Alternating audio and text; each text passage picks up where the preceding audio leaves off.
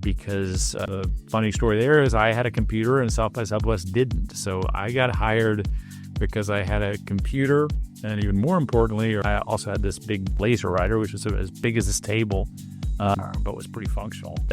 Previous to my computer, they had their entire database on a old typesetting machine that belonged to the Austin Chronicle, and South by Southwest kind of spun out of the Chronicle, and that typesetting machine was literally about as big as this room, so it was just not very functional. So I got a call from a gentleman named Roland Swenson, who was the founder of South by Southwest. I kind of knew Roland socially, not all that well, in mid-February 1989, and said, can we put our database on a computer? And I said, yeah, computers are really good for databases, and then there was a little bit of a pregnant pause for a few seconds, and he said, well, how about your computer? So that was my origin story at South by Southwest. Austin Community Capital. This show is a celebration of the spirit of Austin, Texas, honoring our past, engaging our present, and building our future together.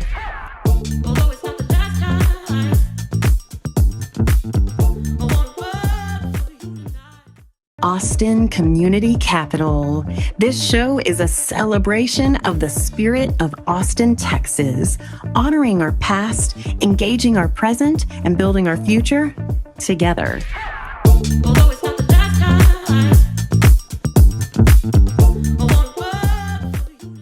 Hugh, I'm really excited to be having a conversation with you today. You are one of the godfathers of South by Southwest, and I'm excited to unpack that with folks. Thank you so much for being here. Austin, it's great to be here, but I will correct you. I am not a godfather of South by Southwest. The South by Southwest came about more because of the Austin community than any one given person. I just happened to be lucky enough to be at the head for a bit. Well, let's go into that. Like, what was the genesis? Or first, maybe for people that are unfamiliar, that's quite a global brand, but how would you define South by Southwest? For me, South by Southwest, the definition that I like most is it's a celebration of the power of human creativity in all its many forms. So it started out focused on music. 7 years, started out in 1987, focused entirely on music. 7 years later, we added film and what was then called multimedia. Add on 25 more years, and the event has pivoted to a lot of different topics. And I think that's one of the reasons that it has survived for as long as it has, because the pivoting, but the common thread amongst all those pivots, amongst all those various topics, verticals, if you will, is creativity, power of human creativity. You do that in a city like Austin, which has always cultivated and celebrated community, and it was a pretty powerful formula. And how did you get involved originally? I got involved. The event again started in 1987. I got brought on board in 1989. Literally like February 1989, I got brought on board because the funny story there is I had a computer and South by Southwest didn't. So I got hired because I had a computer, and even more importantly, or along that, I also had this big laser writer, which was as big as this table, but was pretty functional. Previous to my computer, they had their entire database on a old typesetting machine that belonged to the Austin Chronicle, and South by Southwest kind of spun out of the Chronicle, and that typesetting machine was literally about as big as this room, so it was just not very functional. So we spent, I got a call from a gentleman named Roland Swenson, who was the founder of South by Southwest. I kind of knew Roland socially, not all that well, in mid-February 1989, and said, can we put our database on a computer? And I said, yeah, that computers are really good for databases, And then there was a little bit of a pregnant pause for a few seconds. And he said, well, how about your computer? So that was my origin story at South by Southwest. And I then became the first paid employee for South by Southwest. I continued working on registration stuff, i.e., typing names into a database for several years, but eventually kind of pushed over more into programming the event, programming content for panels, presentations, which I really enjoyed, really loved, simply because it afforded me an opportunity to try to reach out to a lot of people that I admired, that I read about, that were, again, uber creative, that I thought would make for great speakers, great attendees. So that was a lot of fun. I love that story of you responded to an initial need, and kind of like slipped into it. And then you saw lots of other opportunities to plug in, just kind of like, here I am. And there you go, off to the races. Yeah. Well, I think that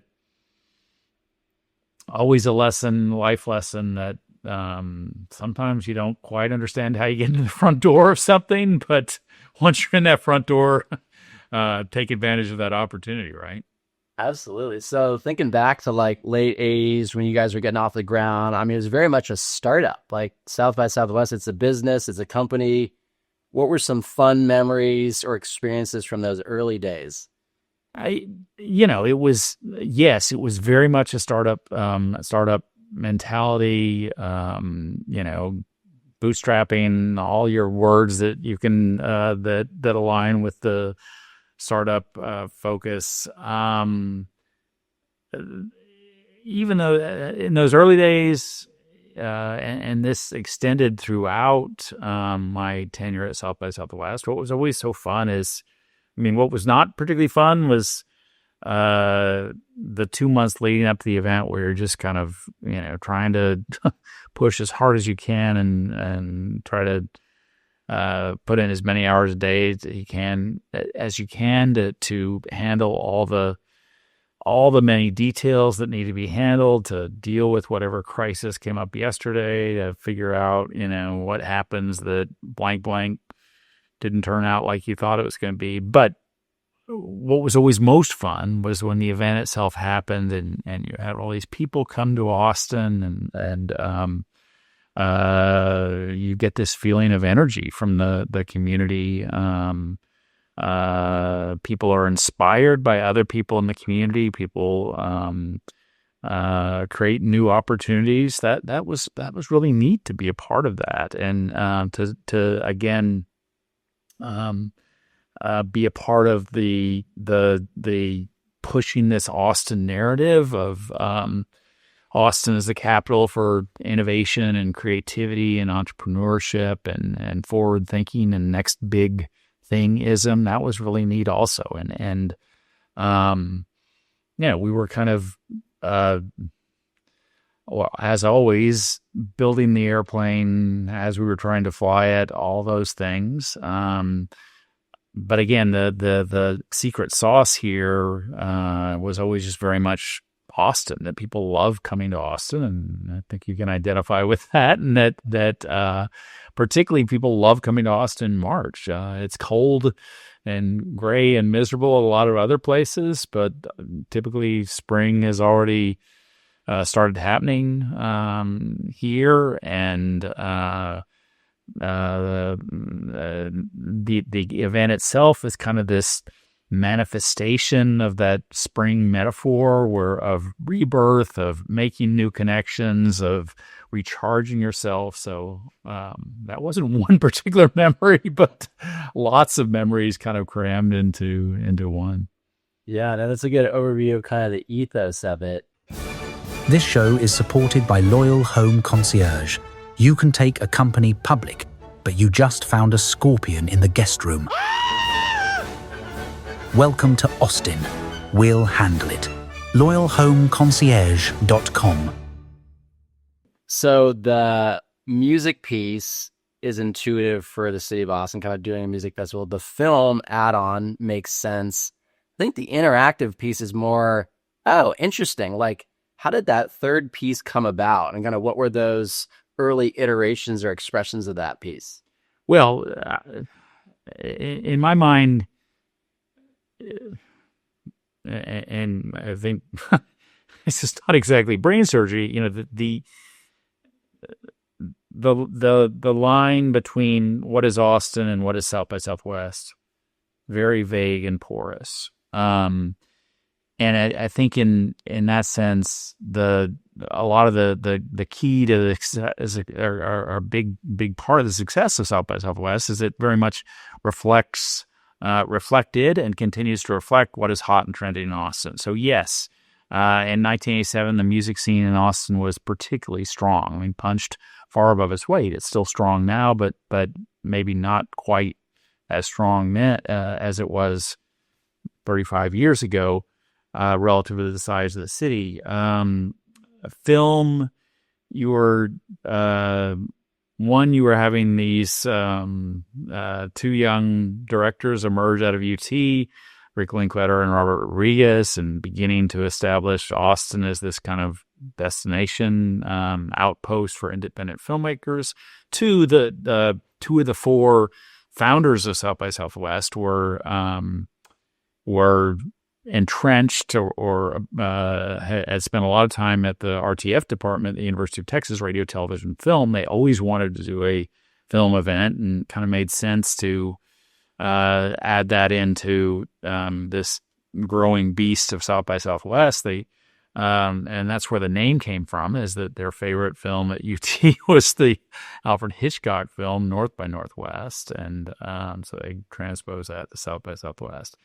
As you say, the tech piece, a little bit different. On the one hand, Austin's 1994, when we added what was at that point called multimedia, essentially tech, Austin is beginning to, emerge as a bit of a tech outpost, and particularly with what Michael Dell is doing. That said, a kind of a different ethos of that community versus the music and film community. And because I had that computer back in 1989, Roland said, well, you should be managing or helping to manage this multimedia thing. Okay, that sounds pretty cool. I don't really understand this stuff or know this stuff that well, but I can try to do it.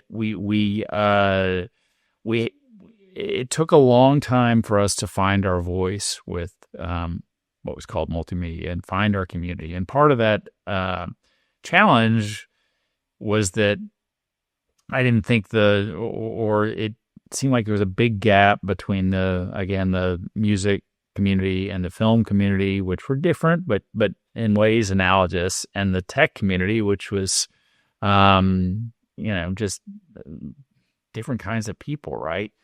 I always would argue with her or have passionate discussions, quote unquote, with Roland about, do we really need, why are we doing this tech event? It just does not make sense. We got the nerds, geeks, whatever on one side of the room, and the music and film people on the other side of the room, and they really don't mix that well. So why would we do this? And then, towards the late 90s, after he'd been doing this for quite a while, it became pretty cool to be an entrepreneur, to be a startup. Those communities began to mix a little more. And then on the multimedia side of the fence, and by that time we changed the name to Interactive, we ended up being the right place at the right time on social media. And that's where the tech stuff really, really grew at South by Southwest, by tapping into that social media vibe. It's really hard for us to think in 2026 of a time, a day, an age when we didn't have social media, because social media now just seems kind of air, you breathe it, right? But again, early 2000s, it was, you were teaching people what this was and what this meant. And a lot of the early the early innovators, the pioneers of social media were, we were fortunate enough to have those people coming to South by Southwest. And again, that pushed tremendous amount of growth in the tech portion of the event.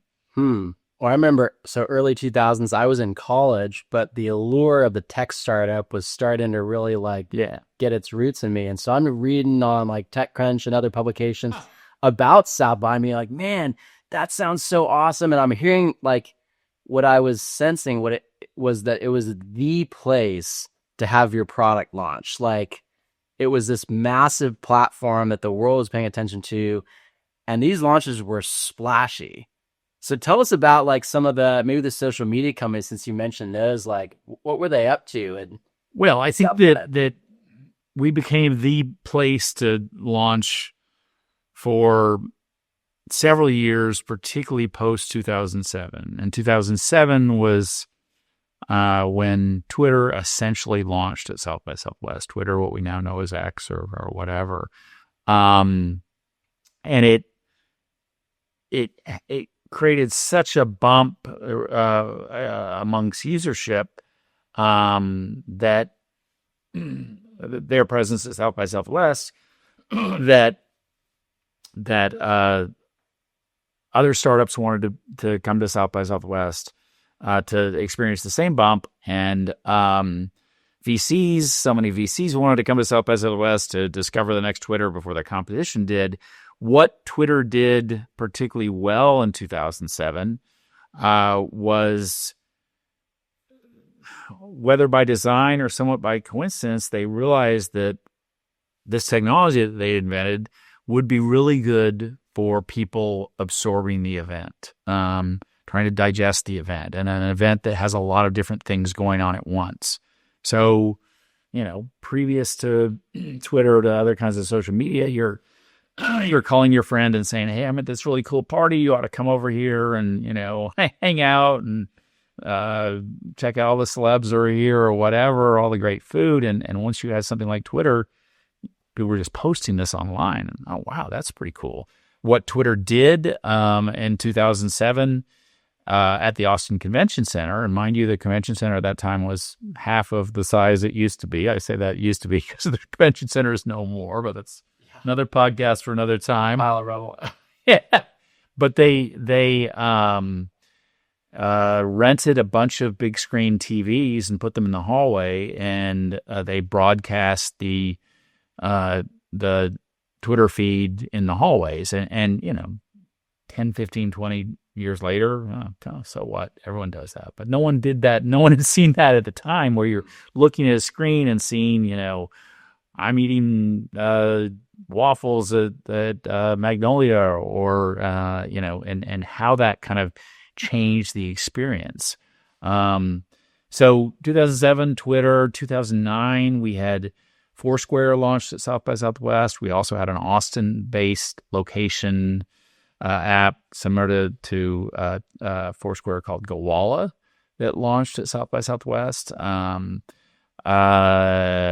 Both of those were a little more gritty, so to speak, than Twitter. I mean, I remember that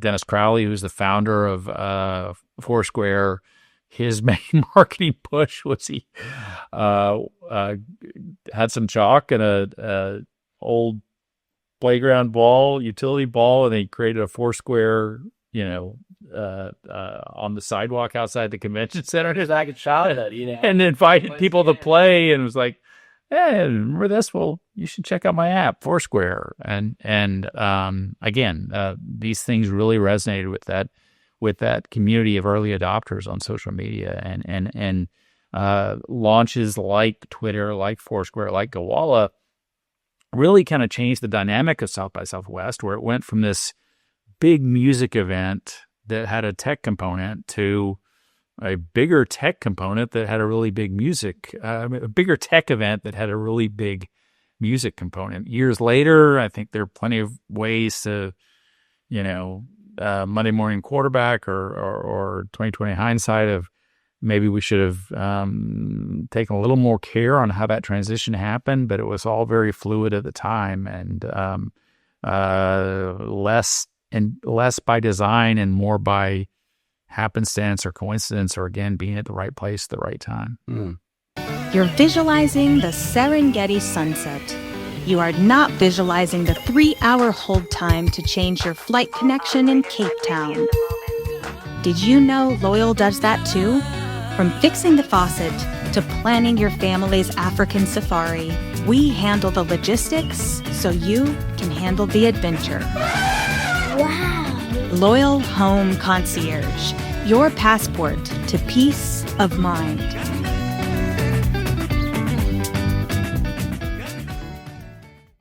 You mentioned that there was some, when you were working on the program, there was some really fun outreaches that you got to make or people that you got to connect with. What were some really memorable ones for you? You literally just read a magazine, read Wired magazine, or as you'd say, read TechCrunch or something. And this person's interesting. Let me see if I can find some kind of contact information for her or him and send out a email, or we were even faxing letters at that point, and see if they responded. It's like any sales thing. It's like fishing a little bit, and maybe 1 out of 10 things you throw out there, you get a response back. But hey, some of them get a neat response. So one of the ones that was neat to pull in was we had Daniel Ek, Spotify, and that this was even before Spotify was released in the US. It was still only available in Europe. Someone we pulled in there. I think he was a keynote in 2008 or 2009. Earlier than that, we had the gentleman who wrote Rise of the Creative Class, which very much, talked about how Austin, a city like Austin, where creativity was going to be, was such a big part of the narrative, would be the cities of the future as opposed to manufacturing cities. That was, again, just a blind email that we sent out to this guy who eventually responded. So, that was always a fun and neat thing to do, is just send out a bunch of, create a target list, send out a bunch of emails or letters or whatever, and see what you get back, and kind of build an event around the kind of responses you get. What this thing has grown into, I mean, it's a massive community. It's really like a movement, and then it's got its own culture. And so let's say someone approached you and they were wanting to build something like this. Maybe it's an annual event, or they just want to build a really large community around something. How would you advise them? I think that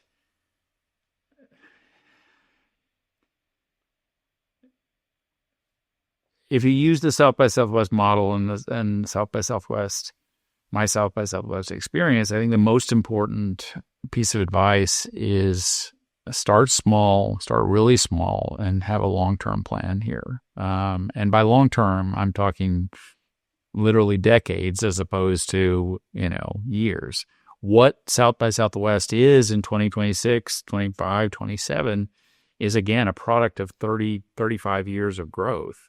And we had some years that we were growing faster than other years, but generally we were just growing a little bit every year, and compound that over 30 years, it grows really big. I also think that, and this differs a little from the South by Southwest experience, is that I think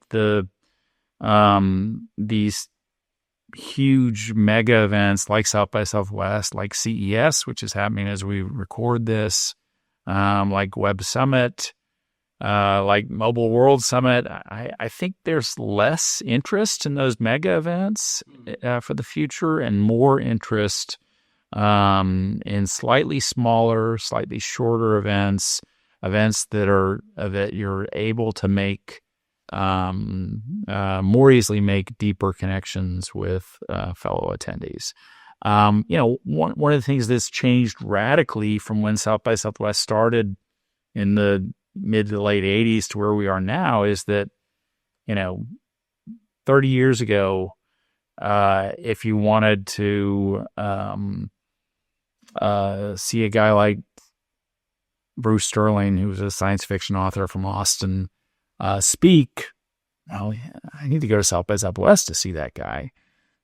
Now, if you want to see Bruce Sterling speak, you punch him into your favorite search engine and you can pull up a video. So I think you have to have that understanding and appreciation that in 2026, events are less about, who you're going to hear speak and more about who you're going to meet there between the sessions, in the hallways, at the networking events, and what those people can do for you.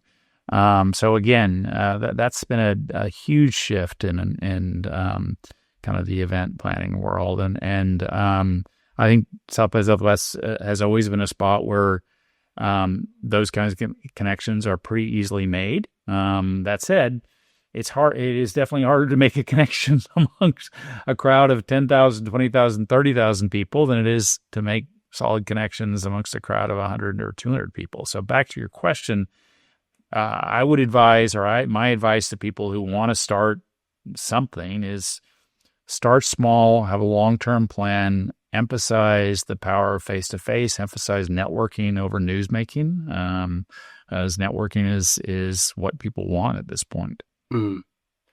So the running theme on this podcast is community, and something I've been hearing a lot about when powerful connections happen is people provided the space. They provided either a specific or a loose concept of why we're convening, some shared interest or a program, and then gathered people and then just kind of let them connect. Yeah. And kind of like fairly, almost laissez-faire, like, hey, let it happen. I'm remembering my South by Southwest experience, my first one in 2012. I came and I was like bright-eyed, bushy-tailed software sales guy, didn't know what I was doing. And I was thinking, I'm going to find like all these customers here. And my CEO at the time kind of laughed at me, but he's like, all right, I'll pay for the trip. You go ahead. And lo and behold, I find a pretty lucrative client in line for some free barbecue at one of like the parties, but it was just, we were having a lot of fun. The environment around us was really energizing. I tapped, the guy ahead of me on the shoulder and he was with a colleague of his. We start chatting. And then I said, hey, let me grab a card. Like, I'll email you about XYZ as soon as I get back. And lo and behold, they became a client. So nice. This cross-pollination really worked. Yeah. Well, I think that we would hear lots and lots of stories of serendipitous connections like that. And, whether it's the line for barbecue or the line for the restroom or the line for cabs. I certainly wish we'd had fewer lines at South by Southwest, but the lines sometimes prove incredibly productive like that. I think that you alluded to the factor there is that if you're having a productive time, a compelling time, experiencing new things, there's a degree of authenticity that in many ways makes these kinds of connections easier to make, easier to develop something powerful out of those kinds of connections. And I think that's what, in our best days at South by Southwest, we were able to create. It's just this platform where all this different kind of creativity is being displayed, where people feel comfortable, where they can make connections, where they can create new opportunities. I like That's what you mean. I like how you broke down the components of that, and you used the term serendipitous connections. I'd be curious, Hugh, where has serendipity showed up in your life? Well, I told you the story about the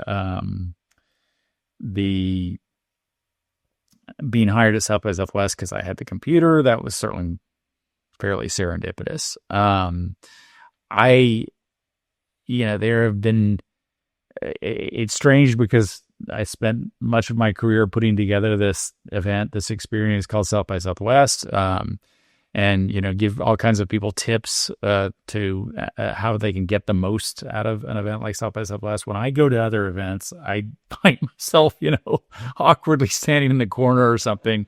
That said, I've made great connections similar to your story. There was an event I went to in Canada that, there was a lunch and there were 2 open seats, and so myself and this woman sat down, and this seat taken, no, this seat taken, and we ended up, starting a conversation. She worked for an event in Montreal called C2, and we ended up creating a connection there where C2 ended up doing some stuff at South by Southwest. So, I mean, I think the maybe meta point here is that when you become less timid about just reaching out to a stranger, to someone in line, to someone who's sitting next to you, and talking to those folks, often really, really great things happen. I think that has always been the case.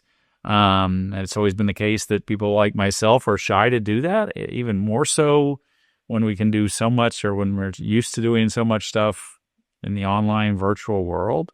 So again, for myself and for consulting with other events or other organizers, trying to get people to open up to just the power of face-to-face, person-to-person connections. Yeah, it's hard to beat that power. You wouldn't take a Ferrari to a quick lube. So why are you managing your estate with a magnet on the fridge? Your home is an asset. Treat it with dignity. Loyal Home Concierge provides white glove stewardship for Austin's most discerning homes. Proactive care. Absolute discretion your investment deserves.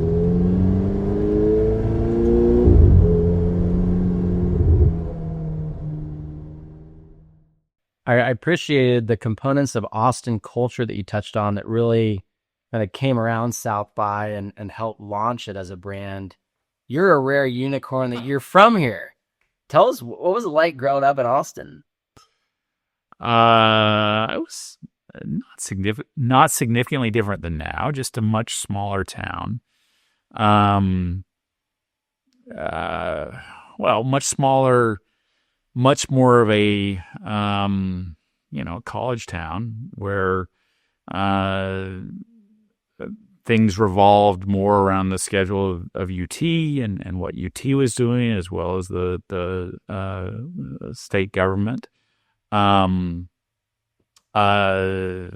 love, there was a line from a Texas Monthly story probably 10 years ago now about Austin, that back in the day, quote unquote, it used to only take 15 minutes to get anywhere from one side of the city to the other. And unfortunately, I think myself and a lot of other people still adhere to that 15-minute rule, and hence are terminally late to things.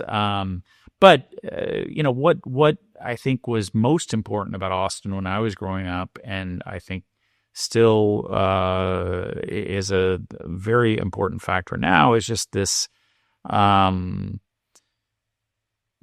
this power of creativity, this creative people doing strange, weird, different things, and that manifested in so many different ways, whether that's music, whether that's filmmaking, whether that's some kind of entrepreneurial vision. I'll connect the dots there, and I love what our current mayor, Kirk Watson, says, which is that keep Austin weird, which is the saying that we all, get beaten over the head with and kind of have learned over the years, but that really means keep Austin creative, and that is what has been so responsible for this Austin vibe, this Austin energy. And again, back to your question, yes, the city has in some ways similar, and in many ways has changed a lot, but that focus on creativity, I think, is still very, very powerful here. Yeah, I feel that, and that's one of the things that drew me here, and that will, maybe keep me here the rest of my life. So I hope so. So you had a really long tenure with South by Southwest. Tell us, what does life look like now? What are your focuses, and maybe what do you hope to get out of this year ahead?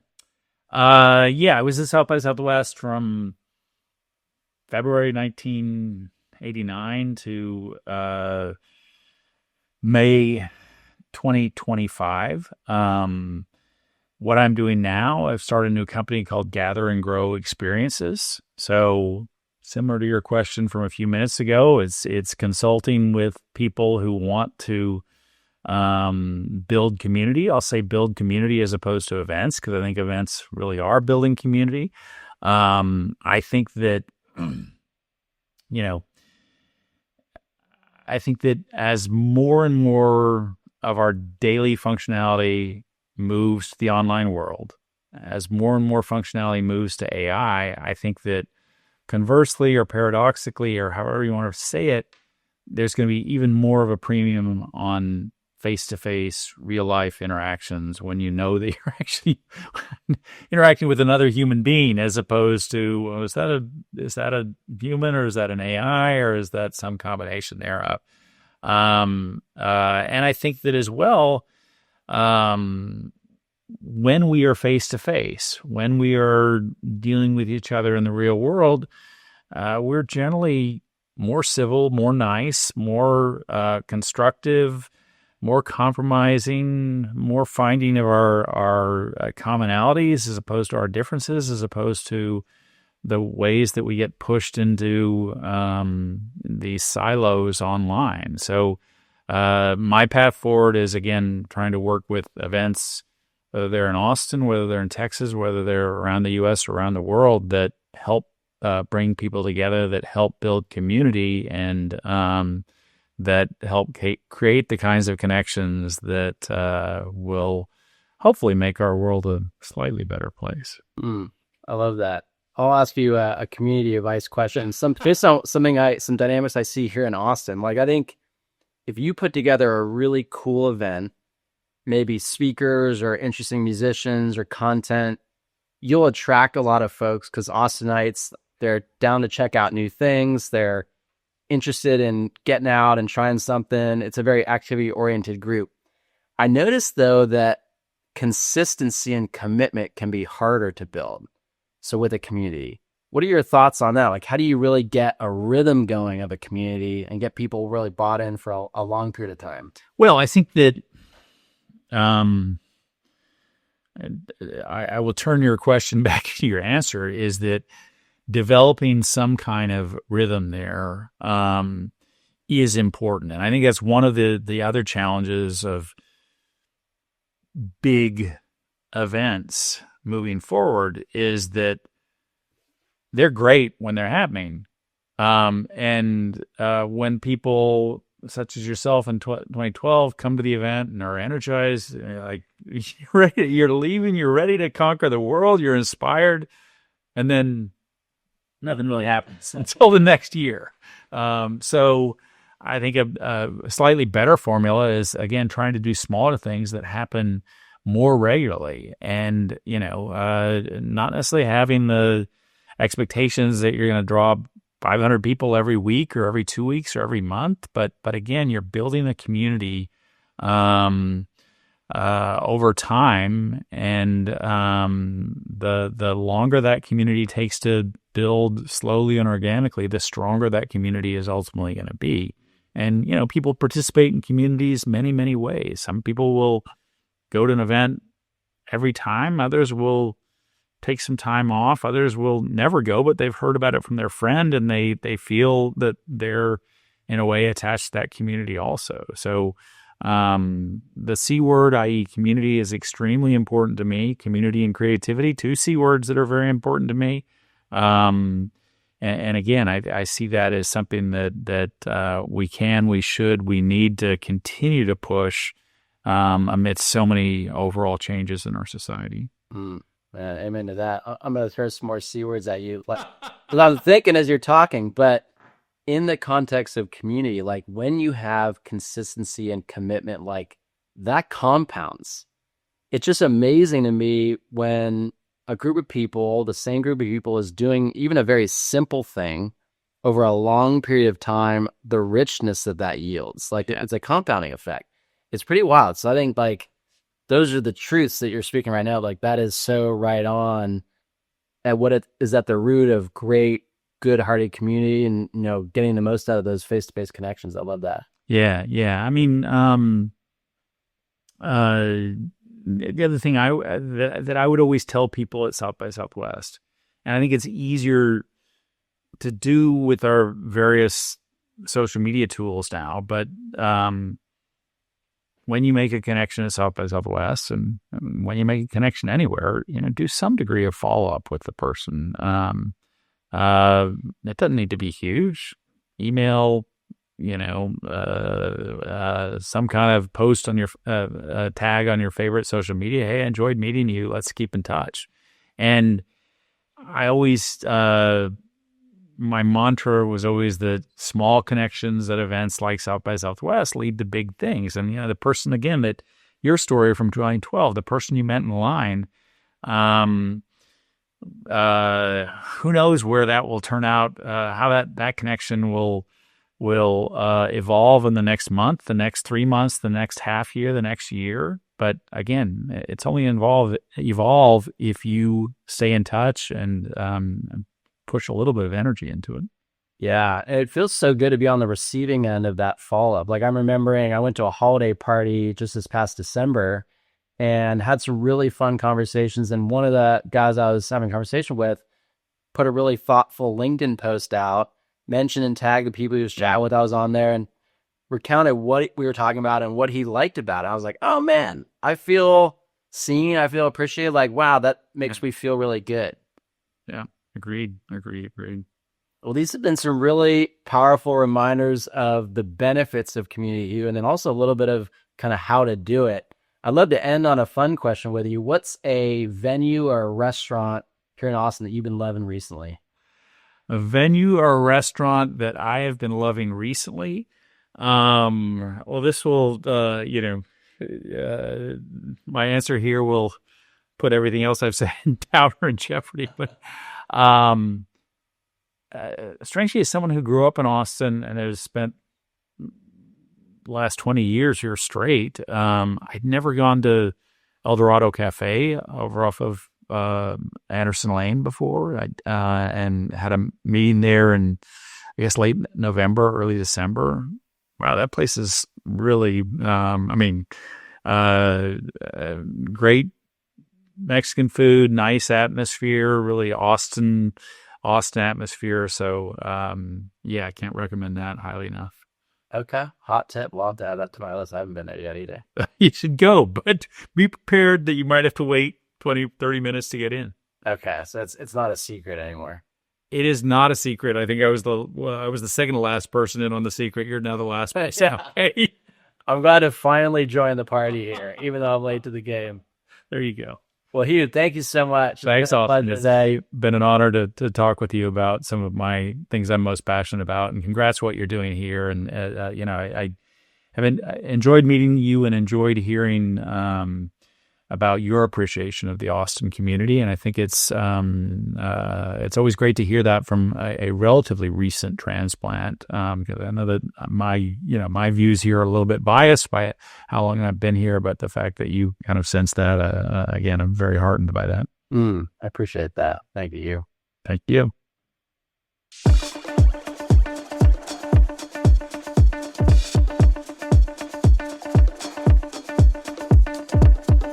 Thank you for joining us for this episode of Austin Community Capital.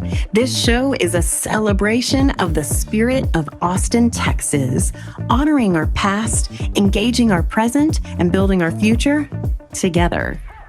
If this conversation sparked something in you, a new idea, a feeling of connection, or just a good laugh, pass it on. Share this episode with a fellow Austinite or a loved one who needs to hear it. Let's keep weaving this fabric of community together. This show is proudly presented by Loyal Home Concierge. At Loyal, we believe that a healthy, thriving city starts within the four walls of your home. We are passionate about supporting overextended executives, the moms and dads who do it all, and the couples who take life by storm. Because we know that when your home life is supported, you are free to support the ones who matter most. Your kids, your wife.